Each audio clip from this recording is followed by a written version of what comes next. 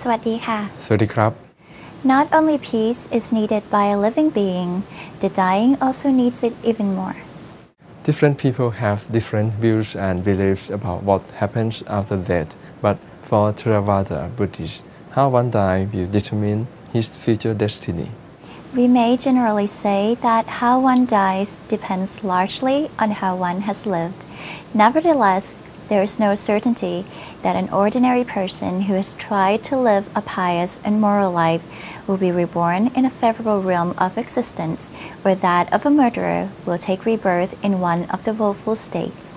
Yes. In our show today, we will share with you some of the practical suggestions of Luangpo Dhammakaya which relate to meditation to help one die a peaceful death. We actually have learned how to achieve peace through the practice of mindfulness, but what about for someone in a deathbed who's never known how to meditate? How can we help him to achieve a peaceful mind to face his or her death? Yes.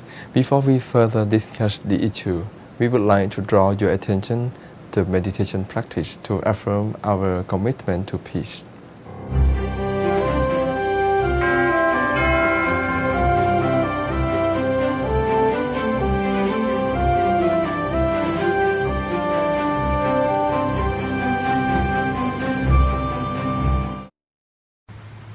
ต่อจากนี้ไปตั้งใจให้แน่แน่วมุ่งตรงถนทางพระนิพพานกันทุกคนนะลูกนะให้นั่งขัดสมาธิโดยเอาขาขวาทับขาซ้าย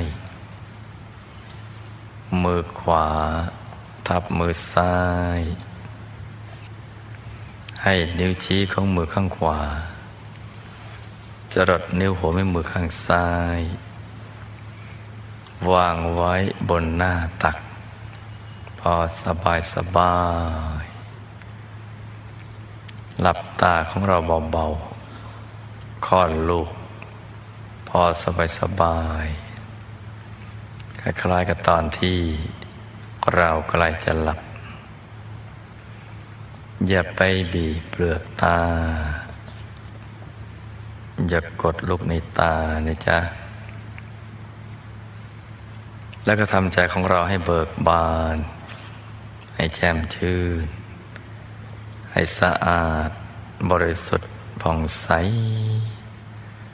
ไร้กังวลในทุกสิ่งไม่ว่าจะเป็นเรื่องอะไรก็ตามให้ปลดให้ปล่อยให้วางทำใจให้ว่างๆนิ่งอย่างสบายต้องสบายนะลูกนะอย่าทิ้งคำนี้นะถ้านิ่งอย่างลำบากรู้สึกอึดอัดคับแคบไม่มีความสุขมันไม่สบายเลยทั้งร่างกายและจิตใจไม่ใช่แล้วอย่าดันทุลังดามต่อให้ค่อยๆผ่อนมากคลี่คลายระบบประสาทกล้ามเนื้อค่อยๆคลายพอเรานึกคลายจิตมันก็จะคลายตัวพอคลายตัวก็สู่ภาวะโล่งๆว่างๆนิ่งใหม่ก็ต้องฝึกกันอย่างนี้แหละฝึกให้ได้แล้วเดี๋ยวเราก็เห็นดวงใสๆมันจะสว่างนั่งแล้วหลับตาแล้วมันไม่มืดเห็นดวงใสๆแล้วก็ดูไปเรื่อยๆนิ่งถูกส่วนมันจะขยายแล้วก็เราก็จะถูกดึงดูดเข้าไปข้างในทั้งดึงทั้งดูดเลยเหมือนมีแม่เหล็กยักษ์อยู่ข้างในนะเป็นแม่เหล็กโลกดูดเข้าไปบางคนก็ตกใจหวาดเสียวเพราะไม่รู้มันอะไรไม่เคยเจอต้องตามใจนะลูกนะอย่าไปฝืนใจอย่าไปฝืนความรู้สึกอย่างนั้นปล่อยไปทำเฉยๆนะปล่อยคือทำเฉยๆไม่ใช่ดันนะ จำนะลูกนะต้องจำนะคือทำเฉยๆเนี่ยเฉยอย่างเดียวแล้วมันจะเป็นของมันไปเองเห็นไหมเจ้าว่าการศึกษาความรู้ภายในเนี่ยมันไม่ได้ยากครับถ้าเรารู้จักเข้าใจแล้วก็วางใจเป็นรู้ขั้นตอนของประสบการณ์ภายในเดี๋ยวเราจะทำได้ทำเป็นกันทุกคนนั่นแหละ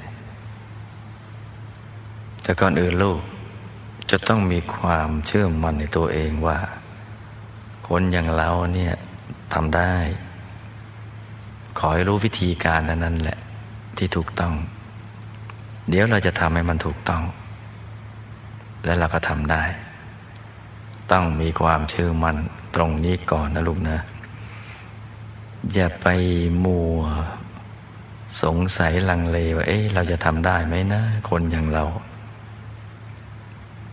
คนอย่างเรานี่กิเลสหนาปัญญาหยาบเนี่ยผ่านชีวิตมาก็หมองมาซะทั้งเยอะจะทำได้ไหมนะ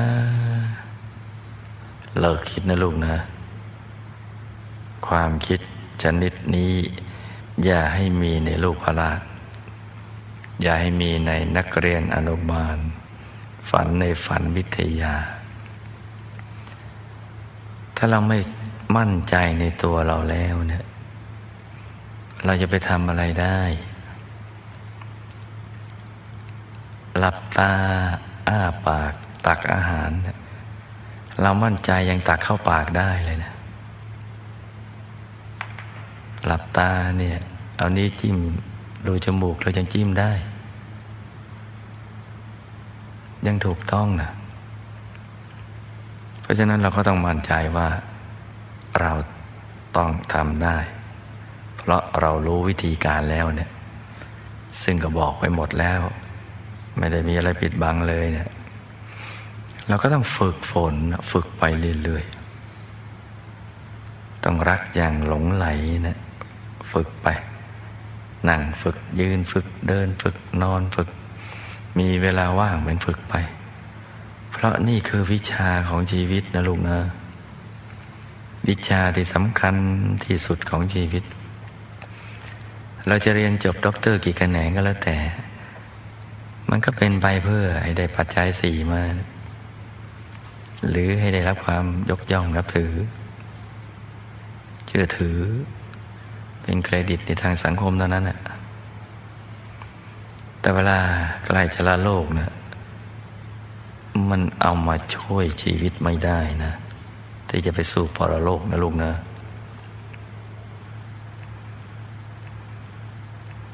สิ่งที่เรากำลังเรียนรู้นี่แหละเรื่องหยุดเรื่องนิ่งนี่แหละจะเป็นสิ่งที่สำคัญที่สุดเป็นวิชาของชีวิตที่แท้จริงเพราะฉะนั้นต้องขยันฝึกฝนอยู่ในห้องน้ำก็ฝึกได้จะขับถ่ายก็ฝึกได้ไม่บาปฝึกบนโถนั่นแหละจะล้างหน้าแปรงฟันแล้วก็ฝึกได้จะอาบน้ำอาบท่าก็ฝึกได้ล้างถ้วยล้างจานล้างชามปาดกวาดบ้านฝึกได้ตรงไหนเราก็ฝึกได้นั่งนอนยืนเดินเพราะเรารู้หลักอยู่แล้วเนี่ยสติสบายสม่ำเสมอหยุดเป็นตัวสำเร็จวางเบาๆใจสบายๆเห็นไหมจ๊ะเรารู้หลักวิชากันแล้วไม่ใช่ว่าเราไม่เรียนรู้นะจะนึกเป็นภาพก็ได้หรือจะไม่นึกเป็นภาพเป็นดวงก็ได้องค์พระก็ได้หลวงปู่คุณยายก็ได้ผลหมากรากไม้เพชรนินจินดาได้ทั้งนั้น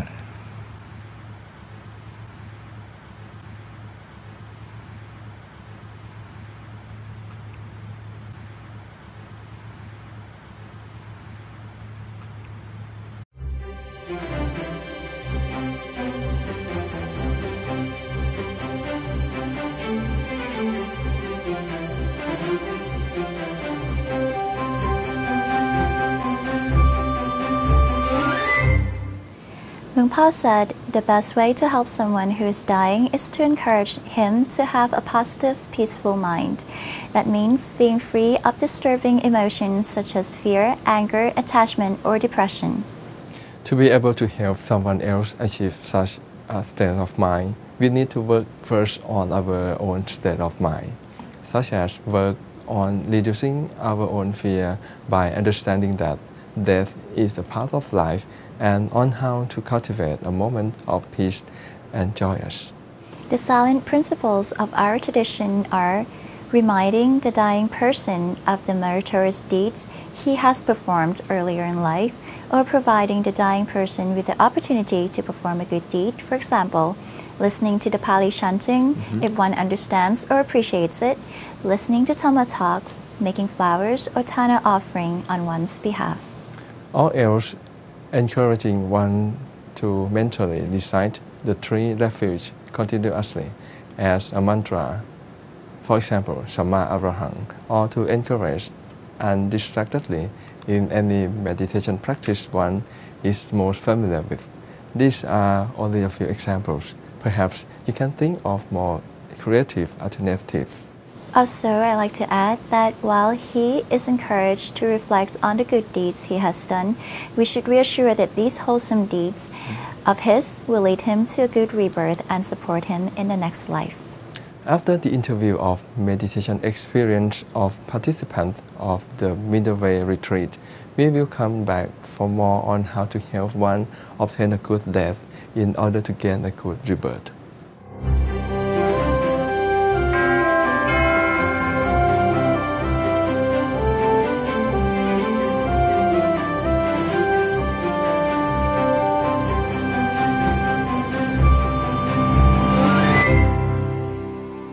Swadika. Welcome to the Middle Way Meditation Retreat Program in Leh Province. My name is Chantipa Livingston. I'll be with you during the interview sessions today. The objective of today's sessions is to introduce our audience to the Middle Way Meditation Program and some of the people who have had spending some time at the meditation center in Leh Province. We have the opportunity during our program to interview and some of the people who had enjoyed spending some time at the meditation center in northeastern Thailand. Today we have Mrs. Christina Madrid from Azusa, the USA. He would like to share with you her experience during her meditation retreat. Swadika. Could you please introduce yourself and tell us a bit about your background? Well, my name is Christina Madrid. I'm from Azusa, California, which is near Los Angeles. And I've come here for the first time to Thailand and come to the Meditation Retreat Center for the first time. I'm having a very delightful time here. So I'd like to thank Longpa, the Dhammakaya Meditation Center of Azusa, and my friends there, the Dhammakaya Meditation Center here in Thailand, and the Dhammakaya Foundation for their work not only here in Thailand, but in Azusa and throughout the world. Okay. What is the decision that you decide to join this particular program? Because you're somebody in Azusa Center over there introduced this program to you? Well, as the story goes, I was the mayor of the city of Azusa when the Dhammakaya Center came to the city of Azusa. And I was very glad they came to our community because they were purchasing a retreat facility that had been owned by the Jesuits, a Catholic order of priests. And the Catholic order decided they were no longer going to be doing retreat centers, and so the property was available. And it was sold to an organization that was going to destroy the location. And luckily, the Dhammakaya temple found it and began the negotiations to purchase the property. So I embraced them with open arms that they were going to save the Manresa Retreat Center and maintain the spiritual place in my community of Azusa. Because the Manresa Retreat Center, before being the Dhammakaya temple, before it being Jesuit, was the home of some of the early founders of Azusa. It was actually near a very special religious place for the indigenous people of Azusa, because California, of course, had many indigenous people.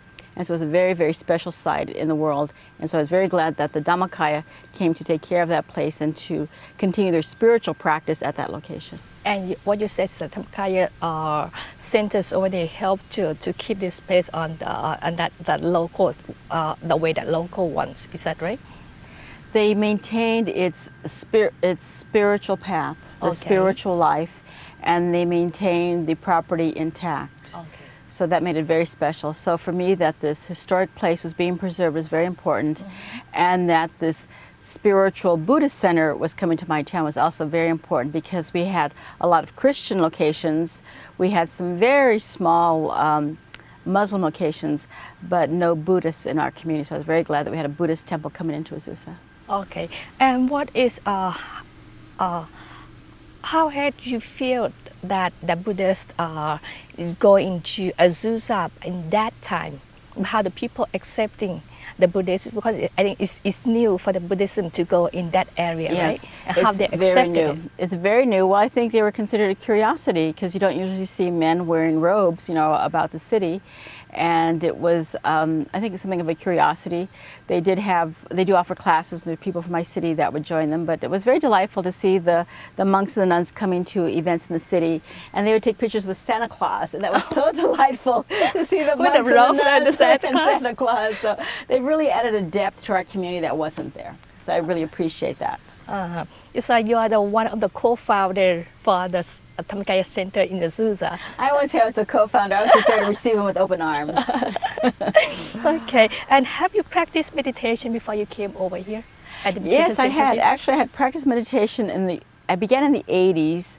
After my husband passed away, and I had two very small sons, and I was trying to become a successful professional woman and was having a very difficult time balancing. So I began meditation at that time, and would meditate off and on, and had pretty much become stagnant and static in my meditation, the level of my meditation.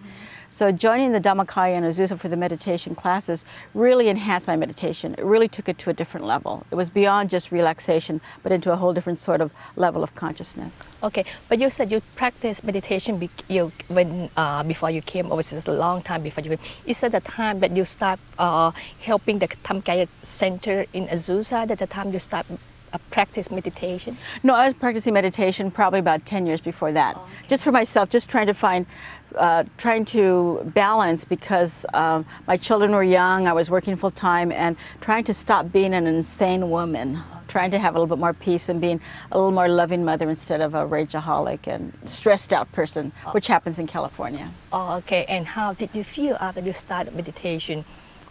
By that time, you mean? My earlier attempts were an effort that had very limited effectiveness, but I felt I needed to do something, so I attempted that in the 80s for a number of years. You happy with your decision? Well, when I began with the Dhammakaya, they had a specific method that was very effective, and then meditating in a group and meditating with people that are experienced and skilled is very different than one trying to do it on themselves with some cassette tapes, as I had attempted to do for a number of years. What had you learned at this meditation retreat program? You learned anything new here than in Azusa, or everything is the same? No, I think, first of all, being in a foreign country takes away a lot of the routineness of your life. So I'm in a very different country, in a different culture, so the things I had been accustomed to were all stripped away. So that causes you to enter with a new sort of expectancy, a different sort of expectancy, a different sort of vulnerability and availability that showed up as I arrived here at the meditation center. And then being for a week with such a wide variety of highly skilled monks and people from all over the world that are also looking to enhance the spiritual path is a very, very special experience. So what I've experienced here is very different from anything I had ever experienced prior in my life. And I've been many places and done many things, and this is a very unique and special experience here. Okay. Maybe can you share with us your inner experience that you have received during this meditation retreat? You know, what's difficult in discussing inner experiences is that the vocabulary isn't there and the images are not quite there to describe an inner experience. But first of all, what happens is a sense of suspension of time. Time as we know it, linear, is suspended. And there's a different sort of, your eyesight and the hearing is suspended, and you experience a different sort of phenomena, an internal phenomena of a greater stillness, of greater peace and a feeling of well-being that emanates from a different source than the well-being we get as human beings as we live and walk the earth. Might be difficult for you to describe the inner experience for now, but how do you feel after you finish that meditation session? Well, I feel much more peaceful. I can sit still longer. I can now reach a deeper meditative state. I have experienced different sort of phenomena that I've never experienced before. So I feel much more happier, much more joyful, and also a belief that part of the problem is I only meditate for 20 minutes a day. See, that's part of the problem. And here you meditate. It's not long enough. You meditate for 5 or 6 hours, and there's a drastic difference between a 20-minute snapshot and a real dedicated period of time where you stay in that meditative posture for an extended period of time. Very, very different. And how long do you meditate in each sessions at the retreat here? It's about an hour. They start off a little bit slower, but you end up about an hour, and then you have several sessions throughout the day. So you end up being able to meditate probably about 4 or 5 hours a day. Mm-hmm. But you feel that you're comfortable with an hour session each time now? Now I feel comfortable. Now they seem kind of short, actually. Yeah, now 20 minutes, it's just like you just close your eye and the 20 minutes is gone now. That's what I had gotten accustomed to at home. So now it's part of the difference. Yeah. And what techniques do you use during meditation that you use to calm your mind here? Well, first what you do is you make sure you have to sit very comfortably, and then you follow the voice of the monk. Follow the voice of the monk and relax the body. And sometimes it'll be the crystal ball, to follow the crystal ball through the body to the center of the body. Sometimes it's repeating a phrase or repeating a favorite image. So it changes, but mostly what's occurring for me now is a crystal ball, which mostly is occurring now. And they had done an exercise here with some bubbles, and so it's the bubbles that we enjoyed in that activity is also what I use currently with the meditation that's helpful, using the image of the crystal ball or the bubble. The shiny and you're bubble. comfortable with those images that you use for your meditation? I say I'm very comfortable with them, very comfortable. Okay. What is the most impressive feature you have received during this retreat? Well, I have really appreciated the blossoming of my spiritual path. I have really, really appreciated that and experienced that. I think that, of course, is the greatest gift of all, is to expand that part of my existence, the spiritual part of my being. Is the greatest gift. The other gifts I've enjoyed, of course, is being, here in Thailand with the wonderful Thai culture and the delightful Thai food, and this very, very special location. This location is very beautiful. The grounds are very beautiful with landscaping, with plants that come from all over the world. They're in blossom, and that's very lovely. The facility is very, very nice. Mm-hmm. And how do you think the meditation practice can help the people in your country? Because right now you have the center in Azusa, right? You're one of the important person in charge of Azusa in the U.S., right? And what you think that meditation help in your area? Yes, I know it helps. The Dhammakaya's message is world peace through personal peace. So peace with oneself and then peace with one's neighbor, which is a very, very beautiful, beautiful mission and purpose to live by. And what happens is that in the West, in the United States, we are driven for external indicators of success: money, property, prestige, relationships, those sort of things. And so the middle way allows you to not feel guilty about wanting to be happy and wanting to be wealthy and wanting to be comfortable. The middle way tells you you can have that and something else. And I think that's very important because we believe we can have one versus the other, a duality. You pick this or you pick that. And the middle way tells you that you can have both. You can actually have everything by finding a way in which you find balance. You use meditation, and you have a spiritual life as well as a physical, material life, and that is a message that is very, very beautiful and very unique to this retreat. Mm-hmm. It's like you have to learn how to balance your life. You say. Yes. Okay. What is your vision for spread of the meditation practice in your area of the USA?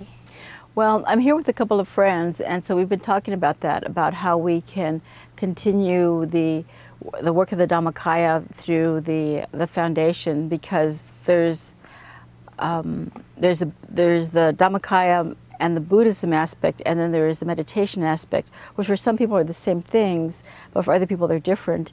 And in a society which prides itself as separating religion from other practices, I think we would be wanting to develop the meditation practice separate from the Buddhism as a doctrine or a theology or as a religion.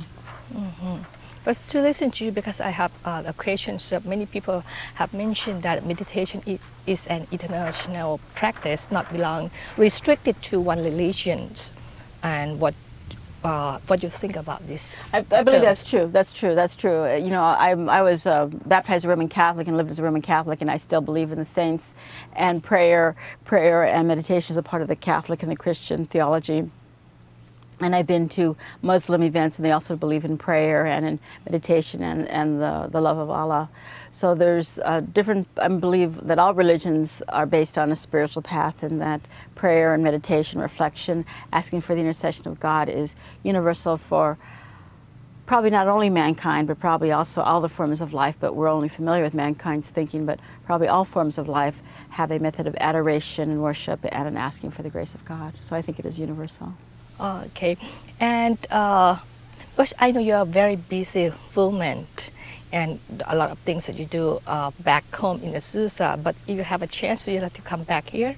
I'd love to come back here. Thank you so much. It was a delightful time. I'd love to come back. It's wonderful. It's wonderful. The location is beautiful. You know, Thailand is beautiful. The people are lovely. The Dhammakaya temple is incredible in its universality. It is incredible in its structure and the number of people that come to it, and its universal attitude. It's just a very, very unusual type of structure with a very, how would I explain it? It has no boundaries in terms of time or space or culture. Mm-hmm. Very special place. Maybe next time you'll come with your son. Thank you. You just told me that. You told me that it will be his birthday. You have to go back there, Yes, right? I have to go back for March 5th. I have a son who's a Pisces, and so I have to go back for his birthday. He turns 27. That's I need to be home for his birthday because he's going to be going away to college shortly. But if it weren't for that, I'd stay longer. Yeah, but maybe next time you can come. All You right, can bring we'll him along We'll with you see. for him to enjoy the location here. Okay, let's listen to you. It's like you understand what the meditations are, what the benefit of meditation that is which you can people can use and apply into their daily life, right? Maybe you think that how you want to recommend just back in Azusa in your hometown, how you want to recommend that people with meditation. Mm-hmm. You know, I think the meditation is helpful for people. It's helpful for students. Helpful for you know, anyone at any age to increase their sense of balance, to have a spiritual life for those who endeavor that, and for those who don't endeavor have a spiritual life, at least to have a time out. To have a time out where the mind can rest and the body can rest, and a chance to be conscious but not actively engaged. I think that's time for that people in Azusa and all over the world could spend some time doing that. I think it would benefit not only their well-being but also their body, because the bodies are wearing out. People get a heart attack, they have high cholesterol because of that intense monkey mind never giving up. How you will apply the meditation into your daily life? Well, when I get home, I'll expand my meditation, because I was meditating before I got here. First thing will be longer than 20 minutes. First thing will be longer than 20 minutes and more than once a day. So that's the first thing to increase my meditation practice, and then probably to do it with more friends and more often, to do it as a group more often instead of just doing it by myself, but to do it more often as a group, I think would be helpful. And then to talk with other people about how we can spread this so that it's not just happen at the temple, but it can happen other places also.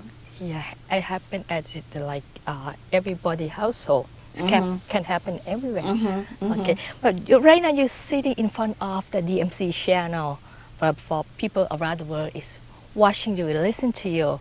You would like to share anything to them, to the audience?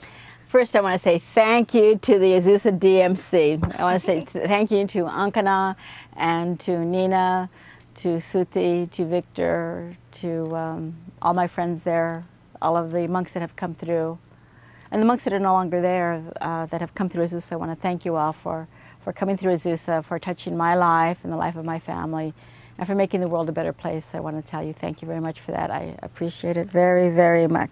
Thank you so much. Well, thank you very much for sharing your experience with us and for to share with us what you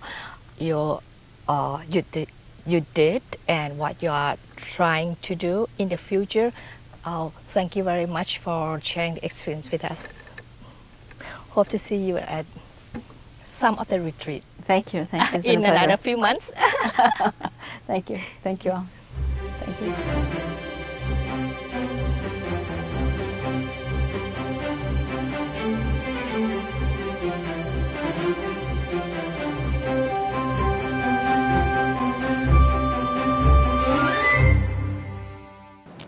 Let's come back to our discussion on how to help one's life energy flow to future realm of existence. In other words, how to help one to have a good death in order to have a good rebirth. There are many ways of helping a dying person die in peace, persuading and helping the dying person to let go of all attachments to his or her beloved ones and possessions, and also to harbor no regrets or remorse over anything that has been done, or commendable practical application of the above principles. To this end, the dying person's beloved one should be told not to wail and lament at his or her deathbed. For this may consolidate his or her attachment and or grief. Yes, we've already seen the fatal consequences of near-death attachment and remorse in the stories of Venerable Tissa, who became a flea, the Bhikkhu who was reborn as a dragon king, and Queen Malika, who was reborn in the Aweji hell. And today we ask the teaching monk to kindly bring you those stories.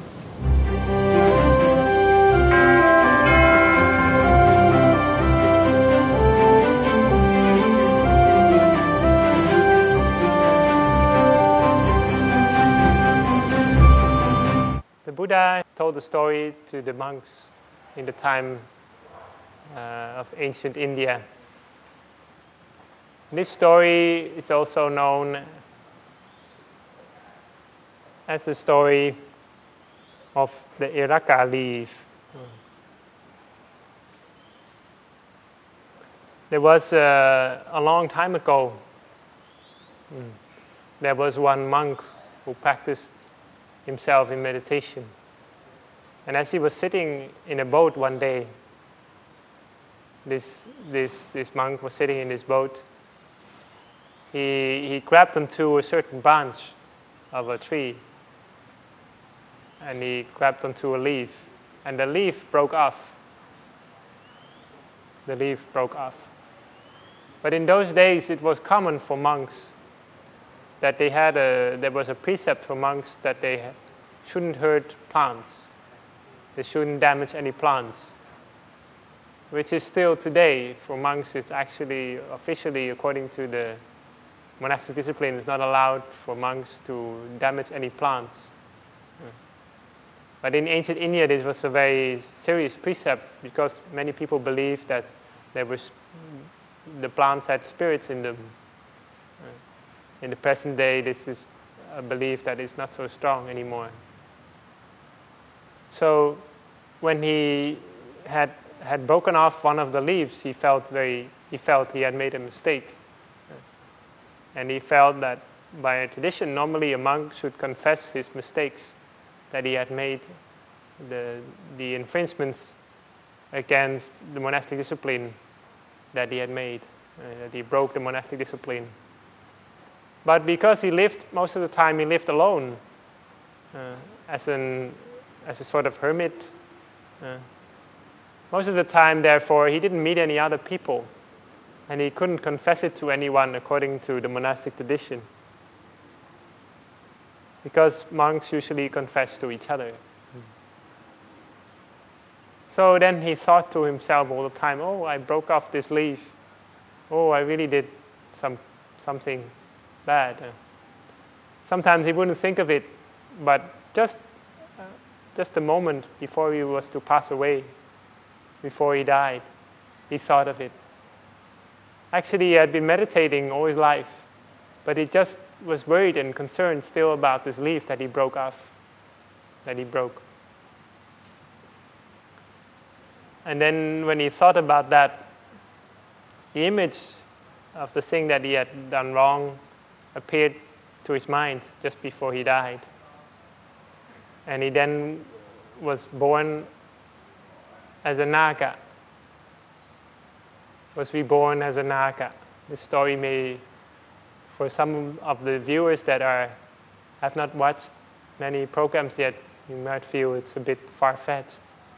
But we can try to learn about the gist of this story. So in this particular story, he was reborn as a naga.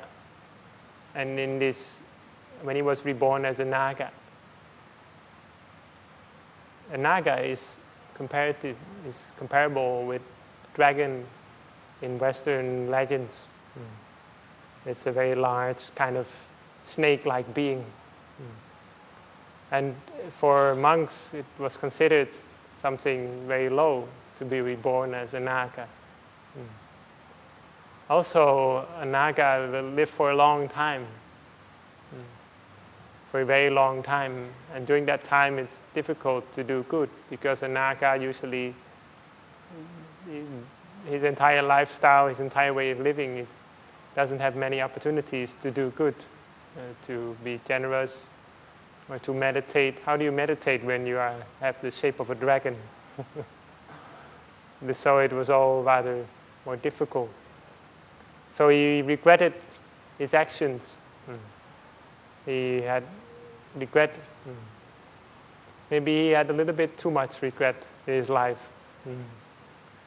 But the point of the story is to saying what happened next. The way he then decided to solve this problem was that he had his daughter. He had a daughter.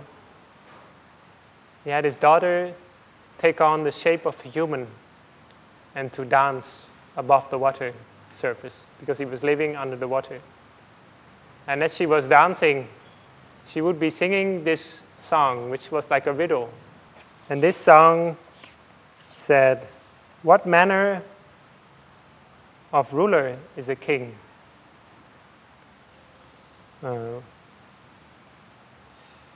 What manner of king is under the dominion of craving? How may he free himself from the bondage of craving? And why is he called a fool?" This was the riddle that she sung. And because she was very beautiful, many men that came all over the world, came from all over the world, tried to give answers to this riddle so they could win this woman. They could get this woman, pay this woman. But no one answered successfully. Many people would come every day to answer this riddle. And one of them was called Uttara. And this was already in the time of the current Buddha, that is the Buddha that we know of. And Uttara was walking there, and as he was walking there to answer this riddle, he walked and he came across the Buddha. He met the Buddha, and the Buddha said, "Uttara, where are you going?" And he then said, how are you going to answer this riddle? And Uttara has his own answer. But the Buddha said, no, this is not the answer. You should answer in this way. The answer is this. He who is the master of the 6 doors of the senses, 6 doors of the body. So we are normally perceiving this world through our sight, through our hearing, through our scent, through our touch, through our tactile sensations, through when we taste something.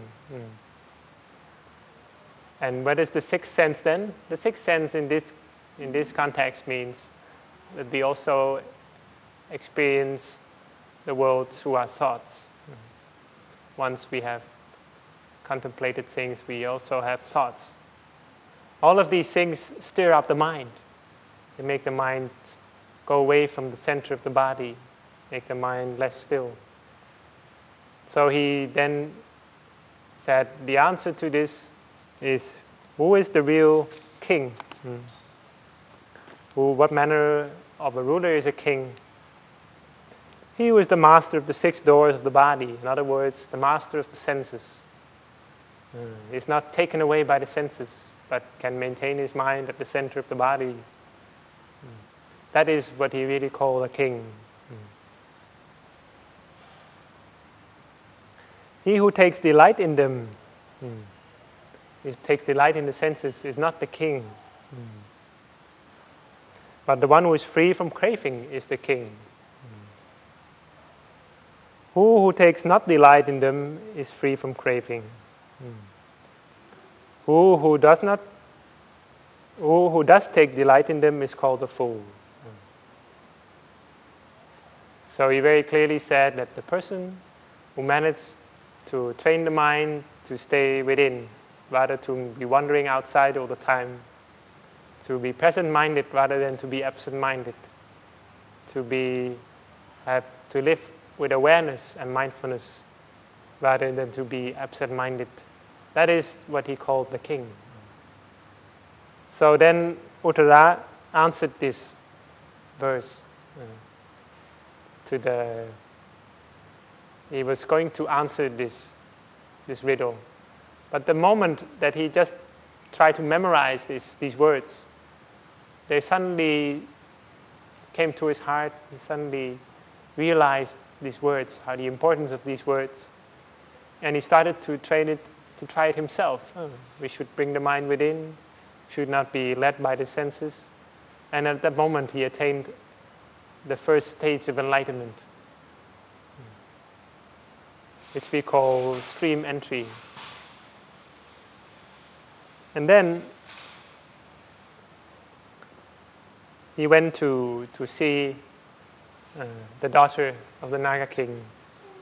But at this moment he was no longer interested in the daughter, because he had already managed to train his mind to practice his mind to stay within rather than to be wandering outside. But he wanted to let everyone know about the answer to this riddle. So he answered as the Buddha recommended. And then the daughter of the Naga king, of the Naga, responded with another question. By what is a fool taken along? And how does a wise man shake himself free? How does he attain Nirvana or Nibbana? Answer me this question. And then he answered again, according to the advice of the Buddha. By the flood of craving is the fool taken along, and by faith or by devotion the wise man shakes them off. He that has freed himself from all the attachments is said to have attained Nirvana. And as soon as he gave that answer, and the one who was also listening to this answer was Naga, was the father Naga, who was hiding under the water, under the surface of the water. And as soon as he heard these words, he was very delighted and happy, because that meant that the Buddha had already been born. These words must have come from the Buddha. And he was waiting for the Buddha to arise in this world, because he had been a Naga for many ages, and now he had finally come to the age that there was a Buddha alive. So he suddenly jumped out of the water. Everyone was, of course, completely terrified, but we can only imagine the way people reacted.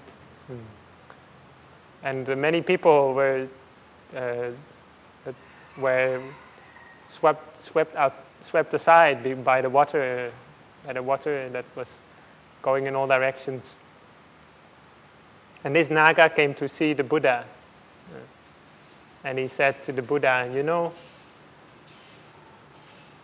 I have been like this. I was born in this state, in this condition, because I regretted to have plucked, to have taken a single leaf. And I regretted that at that moment. And only because of that mistake that I made, because of the karma that I did, I was then born in this state of vanaga for a long time. Never had the chance to practice any meditation or practice any Dhamma. But now, finally, I'm very happy to be able to meet the Buddha again, So the Buddha then related all this entire story to the monks. And he told them that there are actually 4 things in life which we have to realize that are difficult. And this is the Dhammapada verse.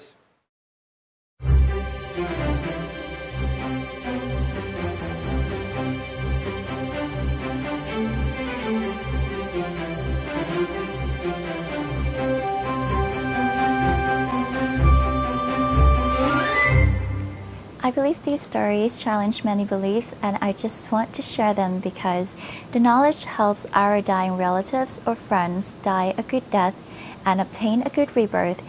What we are talking about can be verified by many whose personal cases were sent to Longpa Tamashiyo in the Inner Dream Kindergarten.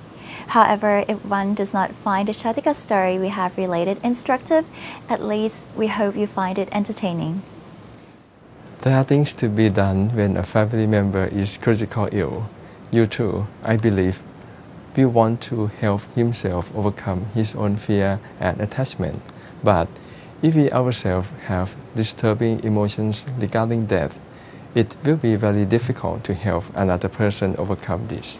Our show today is devoted to this topic because as Buddhists, we are taught to care for sufferings of others. In Buddhism, there is an expression, a very sweet expression, Kalyana Mitra, which means a friend in the practice, a spiritual friend who helps someone to go forward on the spiritual path. Now is the time we move on to watch memorable event of merit making activities held recently at Wat Dhammakaya, Thailand. Rejoice and deposit it into your merit account if you like.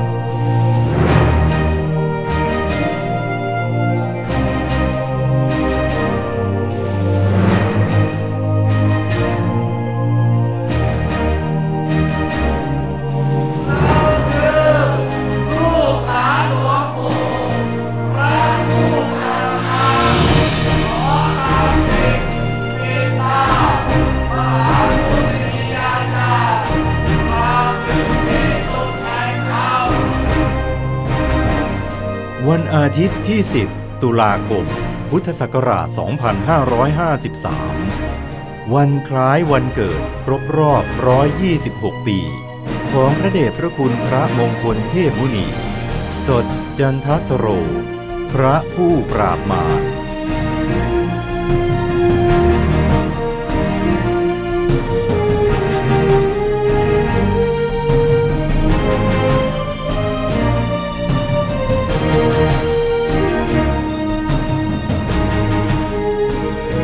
ศิษยานุศิษย์จากทั่วโลก ได้พร้อมใจกันมาประกอบพิธียกยอดมหาวิหารและพิธีเปิดม่านมงคลรูปเหมือนทองคำครูผู้ค้นพบวิชาธรรมกายณแผ่นดินดอกบัวอำเภอสองพี่น้องจังหวัดสุพรรณบุรีและที่วัดพระธรรมกายเนื่องจากวันนี้เป็นวันคล้ายวันเกิดที่รูปกายเนื้อของพระเดชพระคุณหลวงปู่ของเราซึ่งถ้าท่านยังมีชีวิตอยู่ท่านก็จะอายุได้126 ปีซึ่งเรามีพิธีกรรมที่สำคัญในการที่จะประกอบพิธียกยอดมหาวิหารแล้วก็จะพร้อมใจกันเปิดม่านมงคลรูปหล่อทองคำเพื่อให้มนุษย์และเทวาผู้มีบุญทั้งหลายได้เคารพสักการะบูชาพระผู้ปราบมาร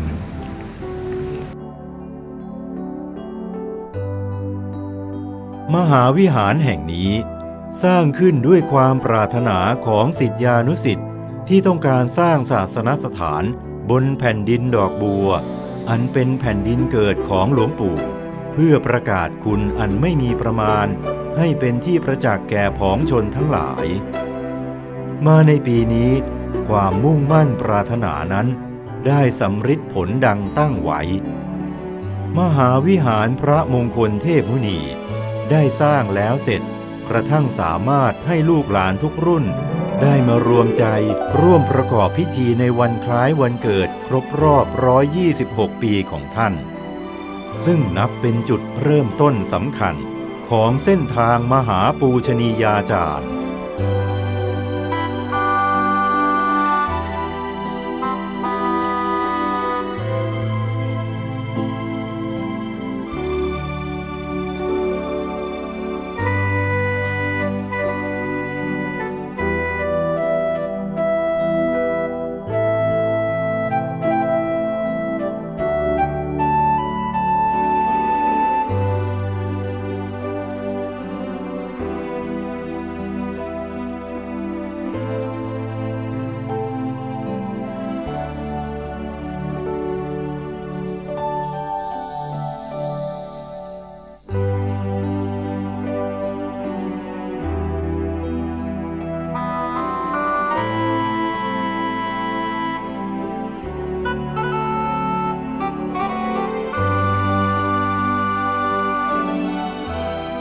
ภายหลังพิธียกยอดมหาวิหารเป็นพิธีเปิดม่านมงคลรูปเหมือนทองคำพระเดชพระคุณหลวงปู่ซึ่งนับว่าท่านเป็นบุคคลที่หาได้ยากยิ่งบนโลกใบนี้หากไม่มีท่านในวันวานคงไม่มีพวกเราในวันนี้ด้วยพระคุณอันยิ่งใหญ่ของครูผู้ค้นพบวิชาธรรมกายพระมงคลเทพมุนีสดจันทสโรพระผู้ปราบมารทุกจักรวาลทั้งนิพพานถอดกายไม่มีผู้ใดรู้เรื่องการปราบมารเป็นเรื่องง่ายได้ที่ท่านจะไปนิพพานแต่ท่านขออยู่ปราบมารไปจนถึงที่สุดแห่งธรรม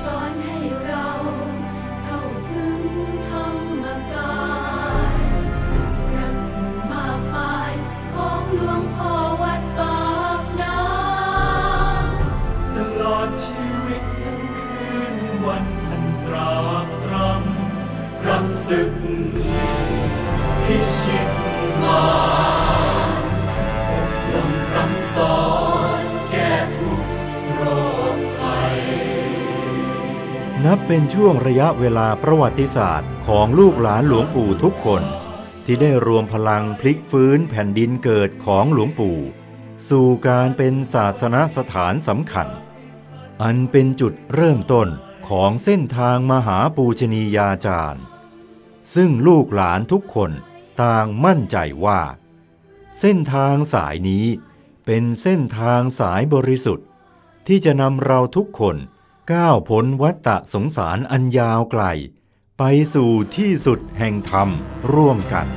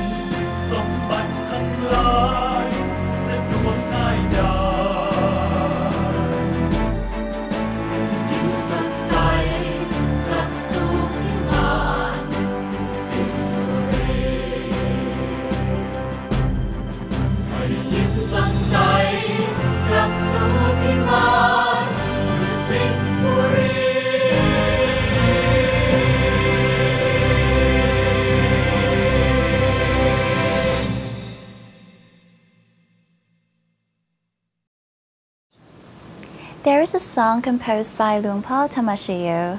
It reads, "All beings surely die, have always died, and will always die. In the same way, I shall surely die. Doubt about this does not exist in me." Have you heard of this song, Vinat? Yes, I have. Every time I hear this song, it reminds me not to be heedless with life, that what follows us after our death are not germs, bacteria, and viruses of the physical body, but the germs such as greed, hatred, and ignorance that we have harbored in our mind, that we follow with our consciousness even after death. Yes. Given this fact, it would be best not to be heedless with our lives and to continually conduct ourselves in wholesome ways and to continue our practice of meditation and good deeds to make sure peace is in every moment of our lives. Finally, I'm Nirupon Chantra Kunsiri and Chananpon Rotjan. We would like to thank you for watching our show today. Before we part, we would like to share with everyone a line of teaching from Luangpo Dhammakaya. It says, "Citte sankilite tukati patikangha, citte asankilite sukhati patikangha," meaning a bright and clear mind will lead one to a favourable realm, while a clouded mind will lead to an unpleasant realm. Goodbye. สวัสดีค่ะ สวัสดีครับ